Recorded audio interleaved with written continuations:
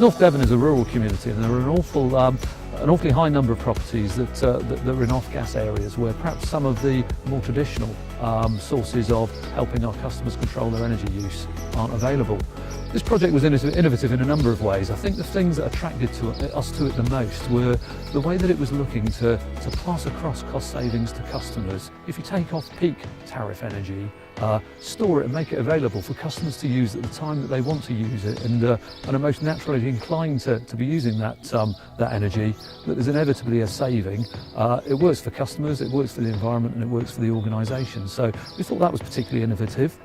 In addition to that, I think that the way that the NEA were going to approach the monitoring and the recording of the data, both before install, during initial use and into the long term, was a really powerful thing for us. We think all the time, if we can collect that information about how these technologies actually work in practice, that'll be a communication tool that helps not just to inform customers that we might want to engage with in the future, but helps to inform others in the community about the sort of savings that really come through. This project in particular is really exciting because it's the first one that we're aware of using the Tesla Powerwall for just reducing people's costs using off-peak charging rather than connected to solar panels as well. The installation of the battery units is actually sort of fairly straightforward. So the Tesla Powerwall 2 can actually be mounted internally or externally, so they're quite flexible on where you can actually put the Tesla unit. And then there's a few other bits of kit as well. You have to have the gateway, which is the sort of main brain of the unit, which you are monitoring all the flows of electricity coming from the grid and going back out to the grid.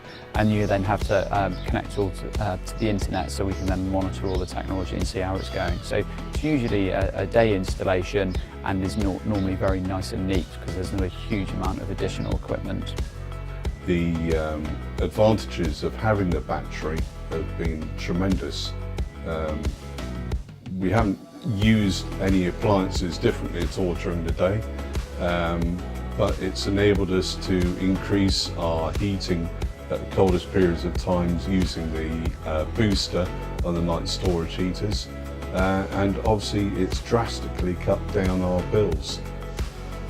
Since we've had the Tesla battery, I guess we've felt more freedom to be able to use electricity when we want, whereas before we felt more constrained due to the energy pricing. A good example is, ironically, just in the last few days, our water heater has gone, the night heater, and we can now put on the daytime immersion heater to heat up the water without any worries at all.